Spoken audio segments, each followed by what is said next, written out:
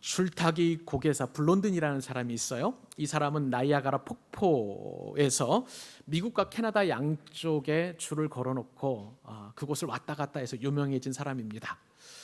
미국에서 캐나다까지 길이 약 300m 거리인 것 같아요. 그리고 높이 지상에서 수면에서 한 50m 정도의 그 엄청난 거리에 밧줄을, 외줄이죠, 그거를 걸어놓고 그리고 줄타기를 하게 되었습니다.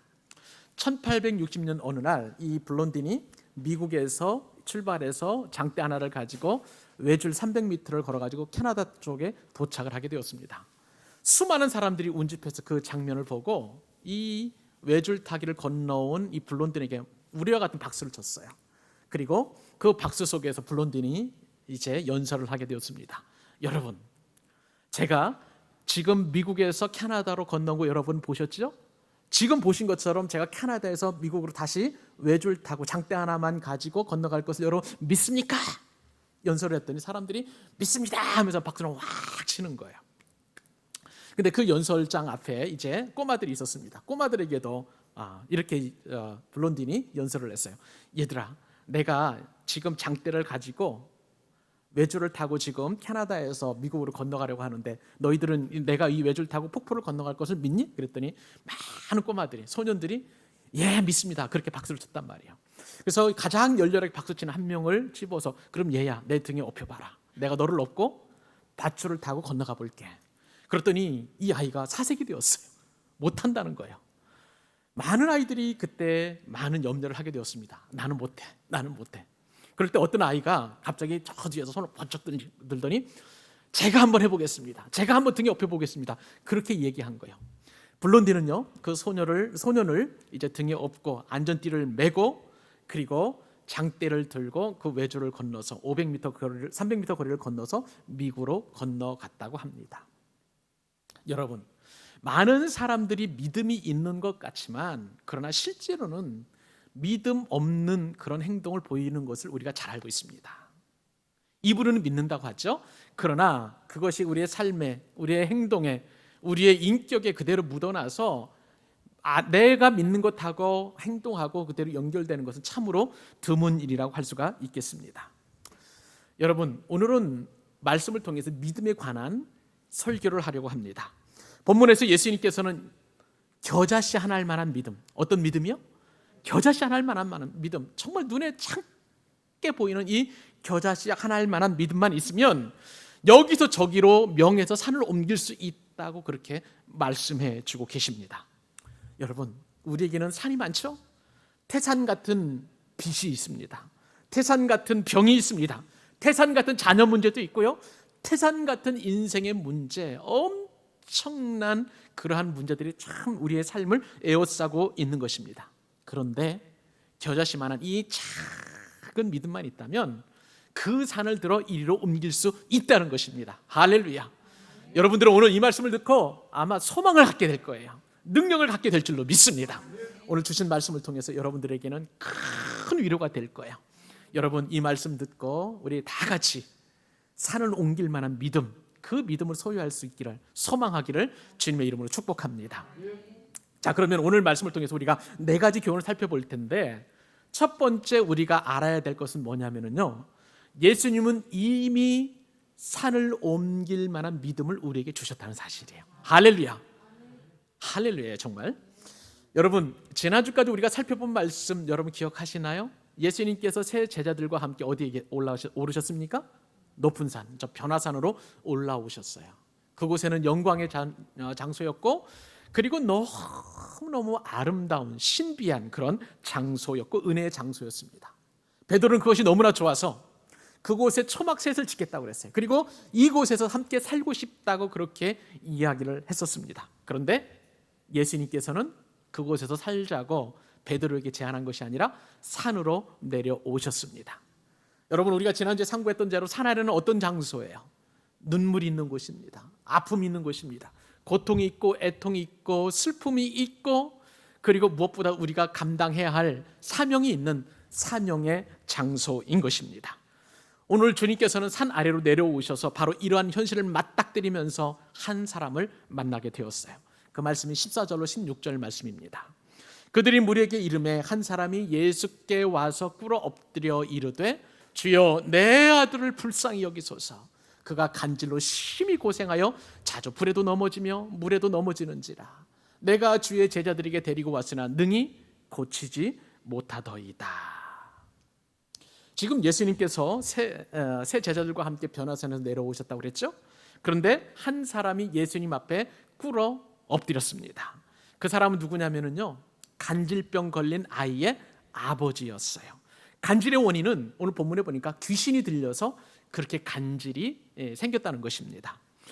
오늘 본문에 보니까 간질병 걸린 아이는요, 정신을 잃고 발작하는가 하면 그런 상태에서 물속에도 뛰어들고 불 속에도 뛰어드는 참 엄청난 고통 가운데 살게 되었어요.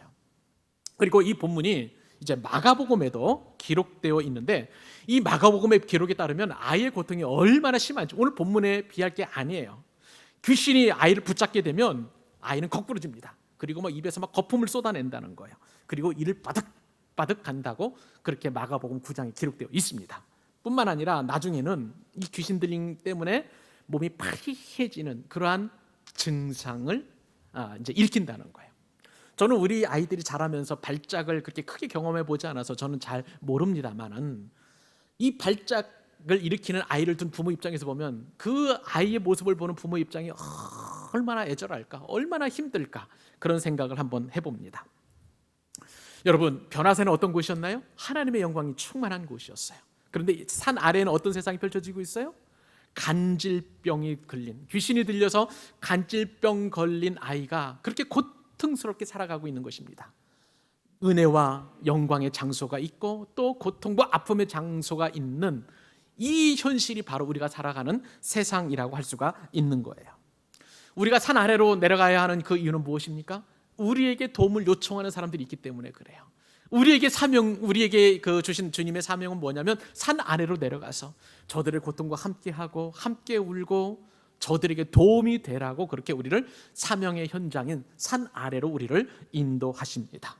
내가 은혜 받고 나는 하나님의 영광 가운데 계속해서 누리고 살고 싶어 하지만 주님께서는 우리에게 은혜 받은 우리로서 저 산 아래 내려가서 어리고 힘든 사람, 불쌍한 사람들을 도우라고 우리를 그렇게 사명자로 부르신 줄로 믿습니다. 여러분, 산 아래에 있다 보니까 지금 어떤 일이 벌어지게 되었냐면, 예수님과 세 제자가 변화산에 있는 동안 이 간질병 걸린 아이를 둔 이 아버지는 예수님을 찾아왔어요. 근데 예수님께서 높은 산에 올라가시니까 주님을 찾을 수가 없잖아요. 그래서 9 제자들, 세 제자들, 산 위로 올라간 세 제자들 말고 나머지 9 제자들에게 찾아와가지고 이 귀신을 좀 쫓아내달라고 그렇게 부탁을 했습니다. 여러분, 이 아이들이 얼마나 귀한 아들이냐면 오늘 본문에 똑같은 내용이 마태복음과 마가복음과 누가복음 9장에도 기록되어 있는데, 누가복음 9장에는 마태복음과 마가복음에 또 기록되지 않은 또 다른 사실이 기록되어 있어요. 외아들이었습니다. 하나밖에 없는 아들이 간질병에 걸렸다. 금지옥엽처럼 그냥 그렇게 귀하게 자란 아들이 이런 간질병에 걸렸다는 것은 아버지로서는 정말 고통스러운 일이었어요. 그래서 제자들을 찾아가서 그렇게 부탁을 했지만, 여러분, 나머지 9 제자들이 이 아이로부터 귀신을 쫓아낼 수 있었을까요? 없었을까요? 없었어요. 못했어요. 여러분, 왜 그런지 아세요? 이 내용은 좀 이따가 좀 말씀을 드리겠습니다만은, 그 전에 사실 예수님께서는요, 제자들에게 이제 12명의 둘씩 짝을 지어가지고 전도대로 파송하실 때에 귀신을 내어 쫓을 수 있는 권세를 이미 주셨습니다. 그리고 전도할 때 병을 고칠 수 있는 능력도 주셨어요. 여러분, 이것이 믿겨지지 않으시죠? 근데 예전에 우리가 마태복음 10장 말씀을 상고할 때 이 말씀을 우리가 다룬 적이 있었어요. 한번 보실래요? 마태복음 10장 1절로 8절 같이 한번 읽어보십시다. 시작.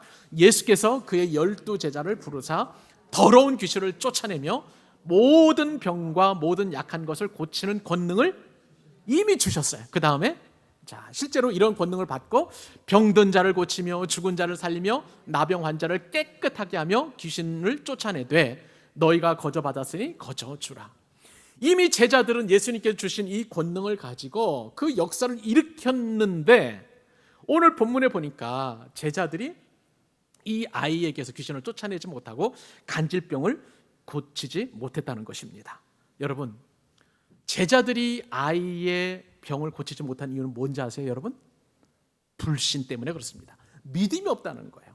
믿음이 없고 폐역하기 때문에 12제자들 가운데 9제자들이 병을 고치지 못했다고 주님께서 말씀하십니다. 오늘 본문 17절 18절 같이 한번 읽어보십시다. 시작. 예수께서 대답하여 이르시되 믿음이 없고 폐역한 세대여, 내가 얼마나 너희와 함께 있으며 얼마나 너희에게 참으리요? 그를 이리로 데려오시라 하시니라. 이에 예수께서 꾸짖으시니 귀신이 나가고 아이가 그때부터 나으니라. 아멘. 여러분, 오늘 말씀을 보니까요, 예수님께서 제자들을 면전에 대고 꾸짖으시는 그런 말씀을 보게 됩니다. 믿음이 없는 세대라고 말씀하십니다. 그리고 저 제자들에게 폐역한 세대라고 말씀하고 계시는 거예요. 여러분, 폐역이라는 단어, 이 단어를 우리가 눈여겨볼 필요가 있는데요, 원래는 헬라어로 디아스트레포라는 그런 단어를 쓰는데 어려운 말 써서 너무 죄송합니다만 이 뜻은 무엇이냐면 구부린다는 뜻을 가지고 있어요. 그리고 일그러뜨린다는 뜻을 가지고 있는 수동태 표현인 것입니다. 자, 그러면 여러분, 이게 무슨 말입니까? 제자들이 모든 병과 모든 약한 것을 고칠 수 있는 권능과 그리고 병을 치료할 수 있는 능력을 가지고 있음에도 불구하고 그 예수님의 능력과 권세를 믿지 않고 구부러뜨렸다는 거예요. 일그러뜨렸다는 거예요. 그래서 불신으로 인하여 이 아이의 간질병을 고치지 못하고 귀신을 쫓아내지 못했다고 그렇게 주님께서 책망하시는 것입니다. 예수님의 실망이 이만저만 큰 게 아님을 우리가 알게 됩니다. 그래서 예수님께서는 그 다음에 이렇게 말씀하시죠. 내가 얼마나 너희와 함께 있으며 얼마나 너희에게 참으리요. 그러면서 예수님께서 순환을 당하시는 말씀을 암시하시고 안타까운 말씀을, 이 말씀을 통해서 표현하고 계시는 것을 우리가 알 수 있습니다. 그리고 예수님께서는 그 아이를 데려오라 말씀하시고 아이에게 있는 귀신을 꾸짖으시니 귀신이 떠나가게 되었고 그때부터 아이가 낫게 되었습니다. 여러분, 오늘 말씀을 통해서 우리에게 믿음을 주시는 분이 어떤 분이십니까? 우리에게 능력을 주시는 분은 어떤 분이십니까? 우리의 귀신을 쫓아낼 수 있는 능력과 모든 약한 것을 고칠 수 있는 그 능력을 주시는 분이 누구이십니까? 예수님이세요. 믿음의 근원은 예수님이심을 우리는 말씀을 통해서 알고 있습니다. 예수님께서는 우리에게 이미 그러한 능력과 권세와 그리고 질병 고치는 그런 힘을 우리에게 주신 줄로 믿습니다. 문제는 뭐냐면요, 우리가 산을 움직일 만한 믿음을 가졌음에도 불구하고 그 믿음이 없기 때문에 믿음을 사용하지 않는다는 데 문제가 있는 것입니다. 여러분, 그래서 오늘 말씀 듣고 난 이후에 이제부터는 우리 기도가 이렇게 바뀌었으면 좋겠어요. 주님, 나에게 믿음을 주옵소서라고 이렇게 기도하는 것보다는 이런 것이 아니라 주신 대로 믿음을 사용하게 하여 주옵소서, 주신 대로 믿음을 사용하게 하여 주옵소서, 그렇게 기도할 수 있는 여러분 되실 수 있기를 바랍니다. 주신 믿음을 가지고 여러분들은 이미 병자를 고칠 수 있는 것입니다.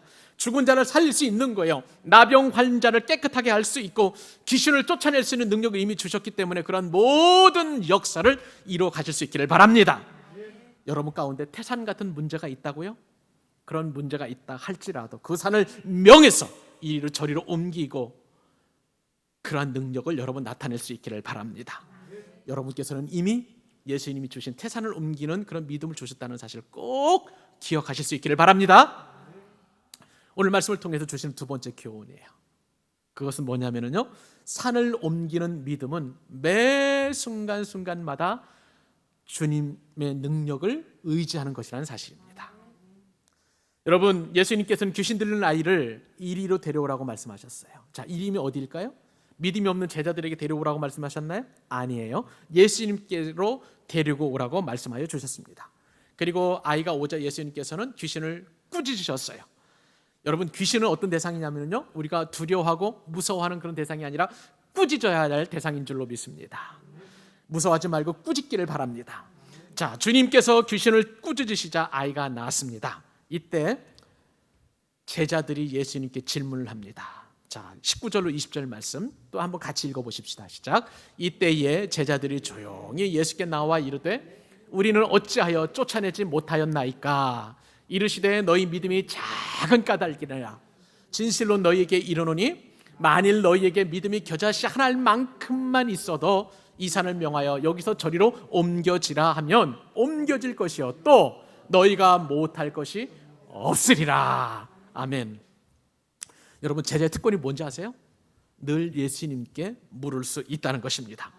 꾸중을 들어도 책망을 받아도 궁금한 것이 있으면 예수님께 물을 수 있다는 거예요. 여러분들도 궁금한 것이 있으면 하나님께 물으십시오. 그러면 내가 예수님의 제자인 줄 여러분 확신할 수 있을 줄로 믿습니다. 그리고 여러분들이 필요한 거 있으면 예수님께 구하세요. 그러면 내가 예수님의 제자라는 사실을 분명하게 알 수 있을 것입니다. 그런데 우리는 이렇게 예수님께 사랑도 받고 인정도 받고 그러한 존재임에도 불구하고 제자들이 궁금한 것은 왜 우리들은 귀신을 쫓아내지 못했느냐, 그렇게 궁금한 거야. 그래서 예수님께 묻게 되었습니다. 여러분, 여기에는요 2가지 이유가 있습니다. 우선 마가복음에 나오는 제자들이 귀신을 쫓아내지 못한 이유가 무엇일까를 먼저 살펴볼 수 있기를 바랍니다. 자, 예수님께서 마가복음에서 제자들이 귀신을 쫓아내지 못한 이유는 기도 때문이라고 말씀하십니다. 마가복음 9장 28절 29절 굉장히 중요한 말씀인데 제가 강조해서 읽어드립니다. 집에 들어가심에 제자들이 조용히 묻자오되 우리는 어찌하여 능히 그 귀신을 쫓아내지 못하였나이까. 같이 읽습니다. 이르시되 기도 외에 다른 것으로는 이런 종류가 나갈 수 없느니라 하시니라. 아멘. 기도하지 않았기 때문에, 기도로 능력을 구하지 않았기 때문에 귀신이 나가지 못했다, 이런 이유가 나가지 못했다라고 주님께서 제자들에게 명쾌하게 말씀해 주고 계십니다. 그런데 여러분, 오늘 본문에서는 기도 얘기가 안 나와요. 그죠? 대신 무엇 얘기가 나오냐면은 제자들이 귀신을 쫓아내지 못한 까닭은 무엇이 작은 까닭이라? 믿음이 작은 까닭이라. 믿음이 작은 까닭이라고 그렇게 말씀하셨습니다. 마태와 마가는 서로 다른 내용을, 원인을 이렇게 이야기합니다. 하나는 기도, 또 한 사람은 믿음이라 이렇게 이야기하고 있지만 여러분, 말하려는 말은 똑같습니다. 그것은 뭐냐면요, 귀신을 쫓아내는 이적은 제자들의 힘으로 가능하다, 불가능하다? 불가능하다는 거예요. 사람의 힘으로 안 된다는 거예요. 이것은 너희들 사람의 몫이 아니라 내 몫이라고 주님께서 말씀하고 계시는 것입니다. 제자들은 매 순간마다 기도로 그리고 믿음을 가지고 주님의 능력을 의지해야 귀신을 쫓아낼 수 있다는 거예요. 이것이 바로 믿음이라고 주님께서 말씀하고 계십니다. 여러분, 그런데 오늘 말씀에 예수님의 말씀을 잘 살펴보세요. 예수님께서는 지금 제자들에게 믿음이 없다고 말씀하지 않으셨습니다. 너희 믿음이 작은 까닭이라. 믿음을 가지고 있기는 있지만 너의 믿음이 얼마나 작으면 겨자씨 한 알보다도 더 작다고 주님께서 말씀하고 계시는 것입니다. 여러분, 우리가 아까 살펴봤던 것처럼 예수님께서는 이미 우리에게 산을 옮길 만한, 그리고 귀신을 쫓아낼 만한 믿음을 주셨다고 말씀하여 주셨습니다. 자, 그런 믿음 얼마만큼의 그 믿음인가요? 겨자씨 한 알만큼의 믿음이에요. 이미 우리에게는 겨자씨 한 알만한 그런 믿음이 우리에게 주어졌다는 거예요. 그렇다면 여러분, 귀신을 쫓아내지 못한 제자들에게는 겨자씨 한 알만큼도 안 되는 믿음의 분량이라는 것을 우리가 어렵지 않게 짐작할 수 있습니다. 이 사실을 보게 되면요, 너무나 개탄스러운 것을 보게 돼요. 근데 이것은 비단 제자들만의 문제는 아니잖아요. 우리들의 문제도, 우리들에게도 적용이 되는 그러한 문제라고 할 수가 있겠습니다. 제자들이 병자를 고치지 못했던 것처럼 우리도 태산 같은 그 문제를 감당하지 못하는 것을 보면 우리 역시도 제자들 못지않게 믿음의 분량이 겨자씨 한 알보다도 작다라는 것을 우리는 어렵지 않게 인정할 수 있습니다. 여러분, 여기서 한번 주목해야 될 단어를 한번 살펴보실까요? 산이라는 단어. 여러분, 성경 있으시면 한번 동그라미 쳐보십시오. 산이라는 단어. 왜 하필이면 예수님께서는 겨자씨 한 알만한 믿음이 산을 옮길 수 있다고 그렇게 표현하셨을까요? 우선 여기서 산은요, 방금 전에 예수님께서 내려오신 곳 변화산을 가리키는 것입니다. 변화산을 가리켜서 이제 산을 옮길 만한 그런 믿음이 있다라고 이렇게 말씀하시고, 또 하나, 이 산은 이중적인 의미를 가지고 있는데 그때 당시에 유대인들에게 이 산이라는 의미는 뭐냐면요, 큰 장애물이에요. 그리고 엄청난 곤란, 고난을 상징하고 있었습니다. 그래서 유대인들은 매우 힘든 일을 산을 옮기는 일로 그렇게 표현을 하게 되었습니다. 그래서 유대인 그 회당에서는 어려운 이 문제를 해석하는 랍비를 향하여 산을 옮기는 사람들이라고 하는 그러한 그때 당시의 격언이라고 할까요? 그런 내용이 있을 정도였습니다. 그만큼 이 산이라는 것은 어려움, 고난, 그리고 불가능한 그런 일을 상징하는 일이라고 할 수가 있겠습니다.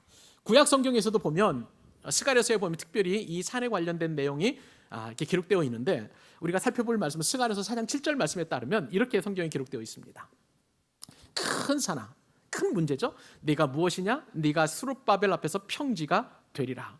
그가 머리털을 내놓을 때에 무리가 외치기를 은총 은총이 그에게 있을지어다 하리라 하였고.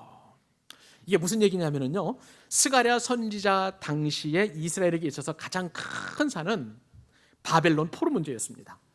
바벨론 포로로 끌려간 수많은 이스라엘 백성들이 있었잖아요. 이 이스라엘 백성들이 어떻게 이스라엘로 옛날에 본토 땅으로 돌아올 수 있을까? 그들에게는 이것이 큰 산 문제였어요. 어려운 문제였던 것입니다. 근데 스룹바벨이 이 바벨론 포로 5만 명을 데리고 귀환을 하게 되었습니다. 그러니까 큰 산에 옮겨지게 되었던 것이죠. 불가능한 일을 바로 스룹바벨이 이루어져서 이 큰 산아 평지가 될지어다. 스가랴 선지자가 이렇게 얘기한 것은 포로 5만 명을 귀환시킨 이 엄청난 일을 스룹바벨이 감당했기 때문에 바로 이 큰 산을 평지로 옮겼다라고 그렇게 스가랴 선지자가 노래했던 것을 보게 됩니다. 여러분, 이처럼 산을 옮기는 어려운 문제는 어떤 믿음으로 가능하다고요? 겨자씨 하나일 만한 믿음으로 가능하다고 말씀하고 계십니다. 여러분, 우리에게도 큰 문제가 있다면 어떤 문제로 이렇게 표현하냐면 태산 같은 문제라고 이렇게 표현하잖아요. 그죠? 큰 문제, 움직일 수 없는, 그리고 이 해결할 수 없는 이 문제를 태산 같은 믿음이라고 표현합니다. 그런데 주님께서는 그러한 큰 산 같은 어려운 문제라 할지라도 믿고 의심하지 않으면 그대로 되리라고 그렇게 말씀해 주고 계시는 것입니다. 이 말씀이 우리에게 능력이 되는 줄로 믿습니다. 이 말씀은 우리에게는 큰 축복이에요. 여러분, 그런데 우리가 분명히 이 시간에 알아야 될 것은 뭐냐면요, 이 겨자씨 하나일 만한 믿음도 내가 내 스스로 집어넣을 수 없다는 거예요. 억만금을 주어도 내가 그 믿음을 키울 수 없다는 것입니다. 산을 들어 올리고 그것을 바다에 던지는 분은 누구십니까? 내가 아니라 예수님이세요. 예수님께서 그 일을 넉넉히 감당하시게 되는 것입니다. 우리는 그러므로 믿음으로 구하고 주님께서 이 문제를 해결해 주실 것을 기억하고 사모하고 간절히 소원하면서 믿음으로 구하기만 하면 주님께서 태산 같은 문제도 이리로 들어 저리로 옮겨주신다 말씀하고 계시는 거예요. 여러분, 믿음으로 기도하는 자에게는 오늘 주신 말씀과도 같이 불가능한 것이 없는 줄로 믿습니다. 사랑하는 여러분, 여러분에게 혹시 태산 같은 문제가 있습니까? 그 문제를 여기서 저리로 옮기시는 예수님께 믿음으로 나아가실 수 있기를 바랍니다. 주님께서 원하시는 그런 믿음이라는 것은 요란한 것이 아니에요. 무조건 큰 믿음, 많은 믿음, 그리고 상식을 뛰어넘는 무리한 믿음을 주님은 원하시지 않습니다. 그냥 나는 주님만을 믿습니다, 주님 아니면 안 됩니다, 나는 주님 외에 그 어떠한 것도 선택사항을 다 내려놓고 매 순간마다 겸손하게 주님의 능력을 인정하고 주님께 의탁하면 우리 태산 같은 문제는 반드시 옮겨질 줄로 믿습니다.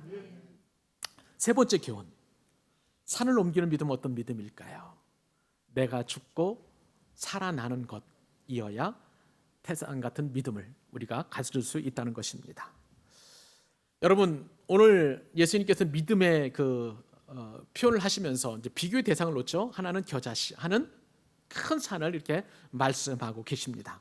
여러분, 그런데 우리가 여기서 이 산과 그리고 믿음을 바라보면서 믿음이 크고 작은 개념으로 믿음을 말씀하고 계시는 게 아니라는 사실을 우리가 알 필요가 있습니다. 여러분, 왜 예수님께서는 겨자씨만한 하나일 만한 믿음이라고 말씀하셨냐면은 이것은 작은 믿음, 뭐 그런 뜻도 있지만 더 핵심적인 의미는 뭐냐면은요, 그 겨자씨 안에 생명력이 있기 때문에 살아있는 믿음, 생명력 있는 믿음을 말씀하시기 위해서 주님께서는 이 겨자씨를 비유로 말씀하고 계시는 것입니다. 겨자씨가 너무 작고 손톱보다도 더 작아서 손바닥 위에서 보일랑말랑한 이 겨자씨라 할지라도 겨자씨가 죽어서 땅에 심겨지면 그것이 싹이 나고 자라고 높이 3.7m까지 자라나는 그런 겨자풀로 자라난다는 것입니다. 겨자씨 믿음은 결국 살아있는 믿음을 말씀하시는 거예요. 근데 여러분, 예수님께서는 지금 겨자씨 믿음을 말씀하시면서 주님께서 이 겨자씨 믿음을 실천하시기 위하여 십자가에서의 죽으심과 부활을 분명히 이루셔야 된다고 말씀하십니다. 오늘 본문 22절로 23절 같이 한번 읽기를 원합니다. 자, 읽겠습니다.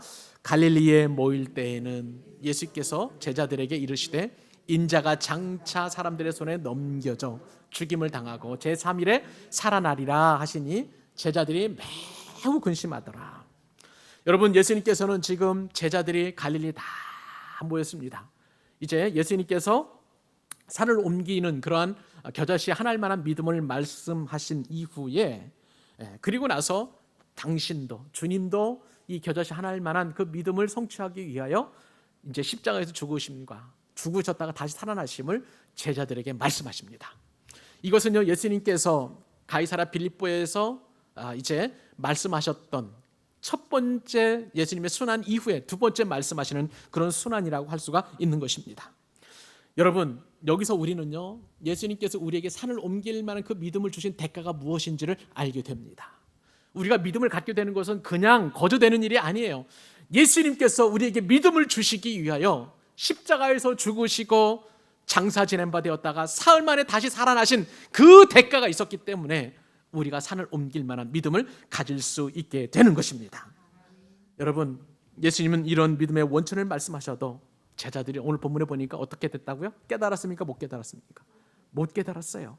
그 대신 그들은 심히 근심하고 있는 것을 보게 됩니다. 아무리 우리가 말씀을 들어도, 아무리 우리가 성경을 읽어도, 우리가 아무리 복음을 들어도 성령께서 우리를 깨닫게 하지 아니하시면 고난의 십자가를 깨닫지 못하고 우리는 두렵고 염려만 할 수밖에 없습니다. 예수 믿으면 고난 받는다고, 예수 믿으면 선교사로 나가야 된다 하더라, 뭐 예수 믿으면 욕먹는다더라 라는 그런 말들이 나에게는 다가오지 않는 거예요. 예수님께서 고난을 받으시고 영광을 받으신 것처럼 그것을 우리에게 믿음의 유업으로 주셨잖아요. 그럼 우리도 당연히 예수 믿는 것 때문에 고난을 받고 그 고난에서 머무는 것이 아니라 예수님께서 부활하신 것처럼 우리도 부활의 영광을 누리게 될 줄로 믿습니다. 그런데 우리는 여전히 예수 믿고 복 받고 내가 돈 많이 벌고 좋은 차 타고 좋은 집 뭐 살고 뭐 내가 잘 되고 하는 이런 쪽에만 가지고 있다면 우리는 반쪽짜리 복음밖에 되지 않는 거예요. 사랑하는 여러분, 십자가와 부활이 의심 없이 믿어질 때 우리는 산을 옮길 만한 능력을 나타낼 수 있는 것입니다. 그 믿음으로 고통받고 어려움에 빠진 형제들을 그들의 눈물을 닦아줄 수 있기를 바랍니다. 이 믿음으로 예수님처럼 세상에서 승리하게 있게 될 줄로 믿습니다. 이제부터 여러분의 기도가 생명력 있는 겨자씨처럼 내가 죽어지고 다시 살아나는 그러한 능력으로 변화될 수 있도록 여러분 산을 옮기는 그 믿음으로 변화되는 축복을 누리실 수 있기를 바랍니다. 마지막입니다. 오늘 본문을 통해서 주님께서 우리에게 주시는 네 번째 마지막 교훈은 산을 옮기는 그 믿음은 세상 의무를 다 감당할 때, 그것도 겸손히 수행할 때 그때부터 시작이 된다는 말씀입니다. 여러분, 지금까지 여러분들은 겨자씨 하나일 만한 그 믿음이 얼마나 큰 능력을 가졌는지 다 살펴보았습니다. 그래서 여러분 한 분 한 분도 나도 겨자씨만한 그런 믿음을 가지고 내 태산 같은 문제를 이리에서 저쪽으로 옮기고 싶은 그러한 소망을 갖게 된 줄로 믿습니다. 근데 여러분이 이제 옮겨야 될 그 산은 뭐예요? 승진도, 좋은 집 마련도, 결혼도, 명문대 입학도, 동종업계 매출 1위도, 그리고 내가 금주하거나 금연하는 것도 다 산을 이쪽에서 저쪽으로 옮길 만한 그러한 산과 같은 그런 문제일 수 있습니다. 그러나 예수님의 제자로서 우리에게 옮겨야 될 산은요, 사실 우리가 잘 되는 것보다도 먼저 주님께서 우리를 사명 현장으로 불러주셨는데 그 사명의 현장에서 각종 질병과 고통받는 사람들에게 예수님의 사랑을 전하고 저들이 예수님을 만날 수 있도록 하는 그러한 일이 우리가 먼저 옮겨야 될 산인 줄로 믿습니다. 그런데 이렇게 산을 옮기기 위해서는 먼저 해야 할 일이 있어요. 오늘 좀 긴 말씀이지만 여러분 24절로 26절 석절인데 좀 길어요. 같이 한번 좀 읽어보십시다. 자, 읽겠습니다. 가버나움에 이르니 반세겔 받는 자들이 베드로에게 나와 이르되 너희 선생은 반세겔을 내지 아니하느냐 이르되 내신다 하고 집에 들어가니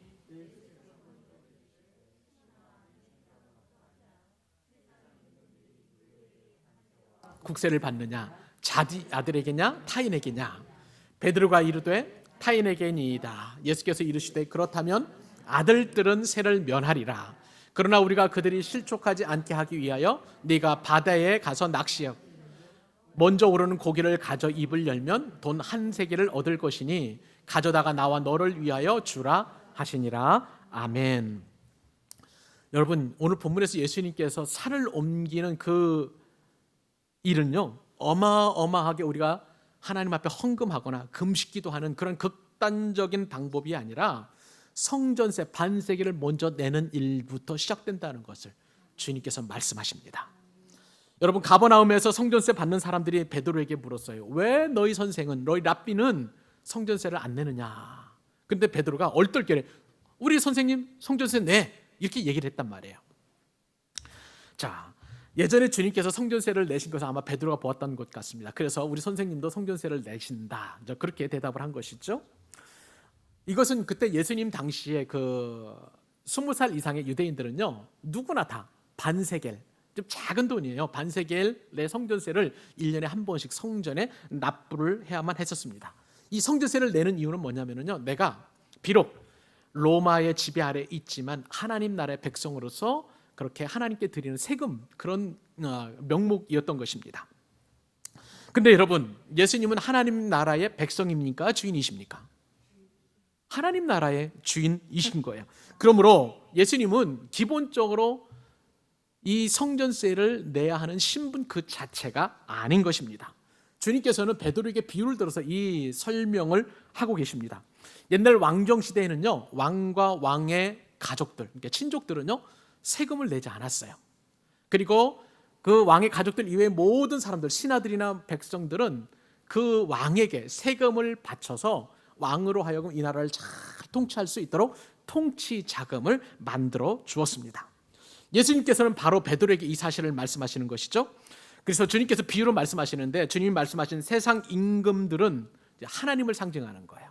그리고 아들들은 하나님의 자녀들인 성도를 말하는 것이고요. 그리고 관세나 국세 같은 것은 이제 하나님 나라에 드려야 될 성전세를 의미하는 것입니다. 그러니까 왕의 통치를 받는 백성들이, 왕의 친족들, 자녀들은 세금을 안 내는 것처럼 나도 세금을 내지 않는데, 그런데 그럼에도 불구하고 예수님께서는 성전세 반세기를 내셨다는 거예요. 그 내신 이유가 무엇일까요? 사람들이 실족할 것을 생각하셔서 말씀하셨다는 것입니다. 내셨다는 것입니다. 27절이죠. 그러나 우리가 그들이 실족하지 않게 하기 위하여 성전세를 내야 된다라고 그렇게 말씀하십니다. 여러분, 여기서 실족하다는 원어를 제가 어려운 말로 좀 설명을 해드리겠습니다. 헬라어 말로 성경 원어가 기록된 말이죠. 스캔달리조라는 그런 단어를 쓰고 있는데요. 이 단어는 원래 뜻은 올감이라는, 스캔달론이라는 그 헬라어에서 유래된 거예요. 덫, 올무, 이런 곳에서 나오는 그런 그 단어입니다. 결국은 예수님께서는 이제 이 스캔달리조라는 이 단어가 영어에 스캔들이 되었어요. 그러니까 예수님은 구설수에 오르지 않기 위하여, 예수님은 안 믿는 사람들에게 걸림돌이 되지 않기 위하여 안 내도 되는 성전세를 낸다라고 그렇게 말씀해 주고 계시는 것입니다. 베드로와 야고보, 요한에게는 변화산의 영광을 보여주셨지만 예수님의 부활을 보지 못하고 예수님을 믿지 않는 이 세상 사람들에게 걸림돌이 되지 않기 위하여 주님께서는 마땅히 내지 않아도 되는 그 성전세를 내셨다는 것입니다. 여러분, 이 말씀은 무슨 말씀이십니까? 예수님은 이 땅에 육신으로 오셨기 때문에 이 땅의 법칙과 이 땅의 원리와 이 땅의 질서를 존중해서 스스로 겸손하게 그 질서에 순종하셨음을 말씀하고 계시는 것입니다. 여기에 우리의 귀한 교훈이 있어요. 사랑하는 여러분, 구원받은 성도로서 우리는 예수님처럼 이 땅의 질서를 존중해야만 될 줄로 믿습니다. 운전할 때 우리도 신호등 잘 지켜야 되는 거예요. 횡단보도 건널 때 우리도 횡단보도 건너야 되는 것이고요. 세상법 위에 하나님의 법이 있다며 그것을 무시하지 않고 그 질서에 존중해야만 되는 것입니다. 신앙에 위반되지 않는 한, 그리고 죄가 되지 않는 한 우리는 우리에게 요구되는 세금이나 병역의 의무를 잘 감당할 필요가 있는 것입니다. 우리가 사업을 하면서 탈세하지 않는 것도 세상의 질서를 존중하는 거죠. 그리고 편법을 쓰지 않는 것도 세상의 질서를 순종하는 것입니다. 내지 않아도 될 세금을 내신 예수님처럼 우리도 세상을 섬기고 그리고 한 영혼을 구원하기 위하여 겸손하게 상대를 존중하고 상대를 배려하고 그리고 그 질서를 인정할 필요가 있는 것이죠. 여러분, 그렇다면 성전세를 내신 그 예수님처럼 우리가 세상 법을 존중하고 그 질서를 존중할 때 여러분, 어떤 복이 우리에게 주어지는 줄 아세요? 기가 막힌 맞춤의 은혜를 얻게 되는 줄로 믿습니다. 여러분, 이게 무슨 말인가요? 변화산에서 영광을 나타내신 예수님께서 이 고통받고 억압당하고 눈물과 고통이 있는 이 사명의 땅에서도 그 영광의 예수님이 나와 함께 하신다는 사실이에요. 물고기 한 입에 한 세계를 넣어주신 것처럼 주님께서는 그 영광의 예수님이 나와 함께 하심으로 말미암아 우리에게 딱 맞는 그런 맞춤의 은혜를 허락해 주신다는 거예요. 내가 기득권을 포기하고 안 내도 되는 성전세를 내면 이렇게 기적적인 방법으로 딱 맞는 한 세계를 주시는 거예요. 베드로는 그 물고기 입속에서 한 세계를 꺼내어서 자신과 예수님을 위해서 성전세를 내었습니다. 여러분, 우리는 때때로 이렇게 세상의 질서를 지켜가며 또 그 상대방을 존중할 때에 우리는 100세계를 필요한다고 생각할 수 있어요. 혹은 1000세계를 그렇게 주님 앞에 요청할 수 있습니다. 그런데 주님께서 우리에게 주시는 은혜는 뭐냐면 딱 한 세계예요. 우리에게 필요한 꼭 맞는 알맞는 맞춤의 은혜를 주십니다. 이것이 바로 우리가 산을 옮기는 믿음을 가진 저와 여러분에게 주시는 주님의 복인 거예요. 사랑하는 여러분, 오늘 이 시간부터 주님께서 여러분들에게 맞춤의 은혜를 주십니다. 정말 꼭 필요한 거, 주님께서 보시기에 꼭 필요한 거, 우리는 많은 그런 은혜가 필요하다고 생각을 하지만 아니에요. 주님께서 필요하신 것은 우리에게 일용할 양식처럼 꼭 필요한 맞춤의 은혜를 주시는 거예요. 오늘 이후로부터 그 맞춤의 은혜를 주시는 주님을 기억하며 우리는 승리하게 될 줄로 믿습니다. 말씀을 맺겠습니다. 여러분, 옛날에 유명했던 광고 카피 가운데 이런 카피 여러분 기억하시나요? 작은 차이가 명품을 만든다. 명품과 짝퉁은 비교해 볼 때 작은 차이가 있습니다. 바느질 한 땀 한 땀. 명품은요, 정말 장인이 정성스럽게 그렇게 작은 디테일의 힘을 가지고 그렇게 좋은 작품을 만들어낸 거예요. 명품을 만들어낸 거예요. 여러분, 믿음의 차이도 바로 작은 것과 그리고 작은 것이 큰 차이를 가져오게 되는 것입니다. 믿음 있는 것과 없는 것의 차이는 얼마만큼 차이라고요? 겨자씨 한 알만큼의 차이인 것입니다. 겨자씨만한 믿음만 있다면 이 산을 명하여 저리로 옮겨지리면 명령하면 그대로 된다고 주님께서 우리에게 약속해 주셨습니다. 나에게 태산 같은 문제가 있다 할지라도 이 겨자씨 한 알만한 믿음만 있다면 이 문제를 들어 저리로 옮겨지는 엄청난 기적을 일으키게 되는 것입니다. 그러나 예수님 보시기에 이 세대는요, 참 안타깝게도 주님이 원하시는 겨자씨 한 알만한 믿음이 없다는 게 안타까운 거예요. 저와 여러분도 혹시 겨자씨 한 알만한 믿음, 그 작은 믿음이 없을 수도 있을 것입니다. 그러나 이미 오늘 말씀 우리가 상고해 본 것처럼 이미 그 믿음 우리에게 주어진 거예요. 그러므로 그 믿음을 가지고 활용하십시다. 이제는 예수님을 절대적으로 의지해서 주님의 능력을 기대하면서 이 믿음으로 선포하십시다. 그리고 무엇보다도 내가 죽고 살아나는 예수님의 십자가의 부활, 죽으심과 부활을 우리가 붙잡고 그리고 나에게 주어진 귀한 사명 속에서 현장에서 겸손하게 이 땅의 질서를 존중하며 상대방을 인정할 때 우리는 산을 옮기는 그런 능력을 나타나게 될 것입니다. 여러분, 우리는 산을 옮기는 큰 믿음에 대해 너무나 부러워합니다만 하지만 그렇게 큰 믿음도 작은 믿음으로부터 시작된다는 것을 꼭 기억하시고 큰 믿음을 부러워하지 마시고 오늘부터 내게 주어진 겨자씨 한 알만한 믿음을 가지고 큰 능력을 나타내는 여러분 되시기를 우리 주님의 이름으로 축원합니다. 축원합니다. 기도하십시다.